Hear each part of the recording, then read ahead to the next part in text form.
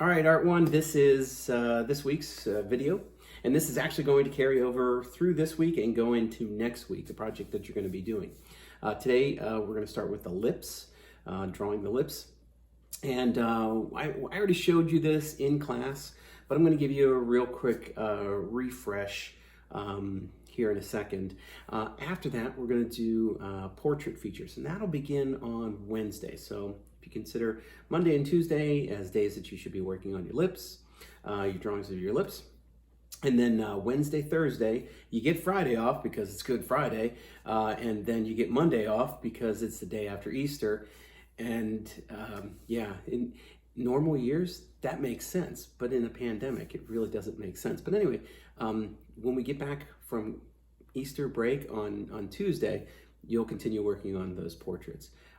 This Wednesday, you're going to need to turn in your noses. So I'll be grading those on Wednesday of this week.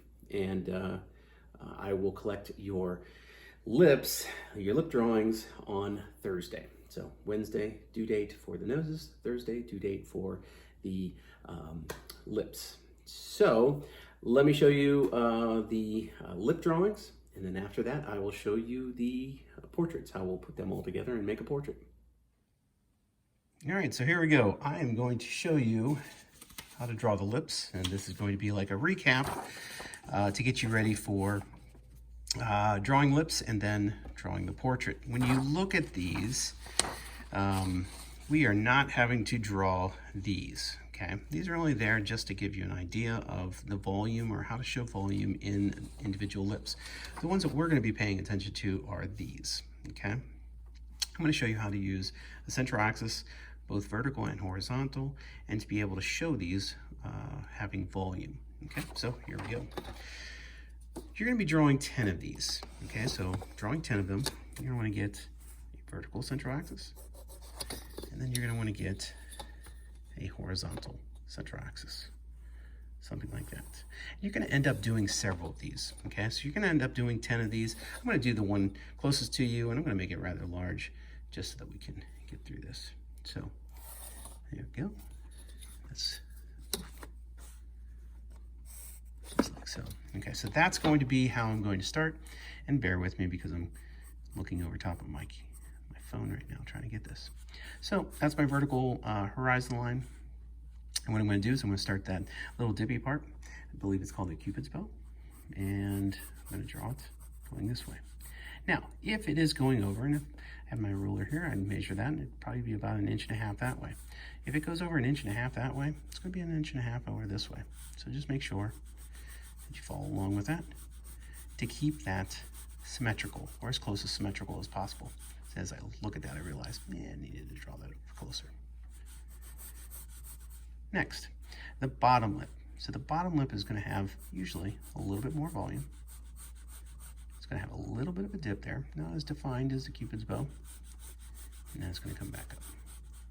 And again, this is going to be one of those things that you got to work with to get it so that it feels symmetrical. So like right now, this feels so much more narrow. This side seems so much more bunched in. And I think it partially has to do with how I screwed up that beginning. And it looks a little bit better. Okay. Now, after you do that, you're going to pay attention to the little dip of the mouth. Okay, so when you see this, how it comes in, dips down. Usually the bottom lip's a little bit bigger. So I'm going to keep the line going up above my horizontal central axis. So with that in mind, I'm going to say it comes down like that. And again, try to keep it as symmetrical as possible. And then come back down. Okay, so it goes above a little bit, and a little bit goes a long way. Now after you do that, you can get rid of your excess, and you can get rid of your central axis, both horizontal and vertical. Now I have 2 lips drawn, but they need to show volume. And the only way that you're going to show volume is with these next steps. If you see these as cylinders on their side, you have a high light going this way, and as it moves this way, it becomes darker, and as it moves that way, it becomes a little bit darker. That's how you're going to see this. So when I look at this, it's going to be darker here. As it moves this way, it's going to become a little bit lighter. And here is where I am right there. It's going to be my highlight, and then it's going to come back down to a little bit of darkness. Okay. And you're going to continue that pattern all the way across. So darker toward the mouth opening, I guess. And then as it comes up toward the middle, it's going to be a lighter value. And then it's going to have a little bit of a darkness up against the edge. Because you don't want to have an outline around the lips. That would look kind of ridiculous. Okay. It's going to look something like that. Now the next thing that's going to give it believability is going to show the crags and cracks in the lips. Okay, so when you look at these, no, they don't have to look all scary like this, or definitely not that one. But having a little bit of line work in there is going to make it feel like it has volume. So by putting a couple lines like this, and then as it comes toward the middle, they kind of stand up. And then as they go on this side, they kind of curl in the other way. And again, that's showing that idea of volume because it's got a rounded feature to it. Okay. And you would do the same thing on the ones down below, but I think you get the idea. And that is how you draw lips. So after you get all that shading done, that would be lips or mouth number 1. And you're going to have to do 10 of them. Okay, so you're going to have to do 10 of those. We'll do that for 2 days. And like I said, I'll collect those on Thursday. All right, then on Wednesday, beginning on Wednesday, we will start with the portraits. Now we're gonna do a set up portrait. It's something that is not gonna be somebody, it's just gonna be a made up portrait. And the way that you will begin that is you'll start with a circle. So you'll start with a circle. And if you notice, my circle is not exactly perfect, okay? And then I'm going to add a faceplate. All right, so circle and faceplate is how you start drawing any, person. So if you're trying to draw a circle faceplate on a human, or I'll do it down here so you can see a little bit better. So you're drawing a person from the side, circle, faceplate, and there's their nose, their eyes, mouth, ears, an awesome Joe Exotic mullet, and a neck. That's how you would draw. It's probably need to be a little bit longer if it's Joe Exotic. So that, and a little bit of darkness there. Why he had dark there, I have no idea. Class act right there, Joe Mullet, or Joe Exotic mullet. All right, side note there, sorry. So this right there is how you would draw a person from the side. So it would be a circle and a faceplate. And then that would be no different with looking straight on here. So you start with the circle and you add the faceplate. And like I said, that circle does not need to be perfect because you're not going to see it. The next thing that you're going to do is you're going to measure from the top to the bottom. So whatever this measurement is, okay, you're going to want to use your ruler. You're going to take whatever measurement this is, and you're going to go half of that. And that is going to be your eyes. All right, there would be my eye level. So half the distance would be my eye level. Okay, so half equals eyes. From the eyes to the nose, from the eyes to the chin would be, then the nose would be half the distance. So from here to here, 1/2 that equals the nose. From there to there, that's about halfway right there. You'll want to use your ruler, but I'm just so dang good at this because I've done this for 25 years. So from here to here, half the distance is your nose. From here to here, from your nose, bottom of your nose, to the bottom of your chin, 1/2 to 1/3. So right here would be 1/2. That would be a little too low. 1/3 would be right about there. That would be the middle of the mouth. So see it as 1/2 to 1/3 would equal the lips. Okay. Now after I do this, from this edge to this edge, your face is 5 eyes wide. So whatever this measurement is, okay, let's call this measurement right here X, Y, Z. And we are going to divide X, Y, Z. So from here to here is X, Y, Z.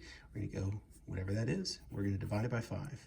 And whatever that measurement is, we're going to go over 1, 2, 3, 4, and 5. You do a better job than I will, because you'll actually be measuring. Okay, then in between your eye right here and eye right there,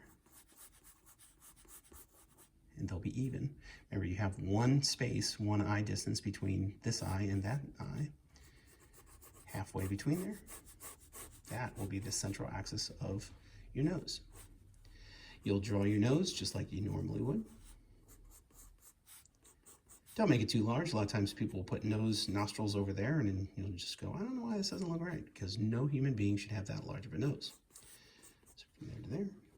Your mouth, same thing. Don't make it ridiculous, okay? At the same time, don't make it a teeny tiny nose or teeny tiny lips, okay? All right, so now I have my eyes drawn in, and you'll do a lot better job than I will, because you're not going to be rushing through this. You're going to be taking your time with it. There. Obviously do better shading than mine.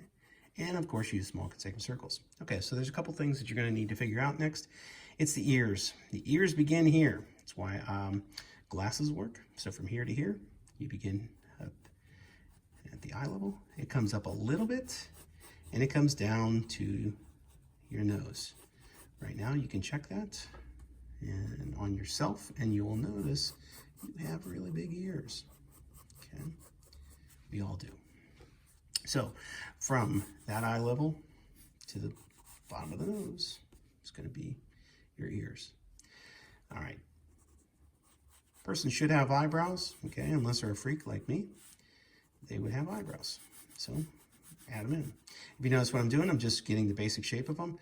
Later on, I'll add a little bit of value to them, okay? And you can give a little bit of texture to this, so this doesn't have to be perfect small consecutive circles. If you want to add a little bit of line work into it, it'll make it look a lot more natural, okay? Last thing will be your hair. And when you're drawing the hair, just getting the basic inside contour and then the outside contour. That's how you draw the person's hair. Okay, and as I said before, that circle, you're not going to see it, so you might as well just get rid of it. If you want to show a little bit the hair coming down the side, you can do that. But showing the part in the hair, just getting a couple lines together is going to work so much better than being that person who's like, I want to show every strand of hair, I want to draw every strand of hair. No, that doesn't work. Just throw a couple, and it will get the idea. The person will be able to get the idea. The next thing would be getting volume, understanding how that volume, how it's darker in some areas and lighter in other areas. So it might be darker down here. The last thing is the neck. It would make no sense whatsoever to make the neck that thick, but don't make them look like a linebacker by having them come all the way out there. You start right about here. Fan out a little. I believe that's a trapeze muscle. And your shoulders will go off the side of your page. You want to put some clothes on it, on the person. And that, adding in a little bit of shading so that you understand that the neck, this portion is a cylinder. So it's darker here. And then maybe you have a highlight there. And it goes back just a little bit darker. If you show some shading in the eyes, in the eye sockets, and a little bit of shading in this side of the eye socket. You don't overdraw the nose, the bridge of the nose, because that will kill it. But if you show a little bit of shading and how that little bit of shading affects the shading in the nose, maybe even the shading on the side of the face, that's where it's going to start to look believable, okay? So that is a real quick, sketchy looking drawing of the person. Hopefully you get the idea. That top of the head, bottom of the chin, 1/2 is the eyes. From the eye level to the chin, 1/2 that distance is the nose. 1/2 to 1/3 from here to here is going to be the lips. And then from this edge of the head to that edge of the head, your face is 5 eyes wide. Okay, so hopefully you get that. I will include a couple different papers in the Google Classroom. I'll put this one in case you want to get a better understanding of it. And if you want to see how to add some shading to hair, this would be a good one. So if if you want to add some value into your hair, this is a good one to work off of. So both of those will be in the Google Classroom. So keep in mind, Tuesday is due date for, no, sorry, take that back. Monday and Tuesday we'll be working on the lips. On Wednesday, I'll be collecting the noses. On Thursday, I'll be collecting the lips. On Wednesday and Thursday of this week, you'll be working on this portrait. And that will carry over into next week. So you'll have plenty of time to be able to work on these. I have not set the due date for the made-up portrait. So hope everything is going well, and I'll see you soon.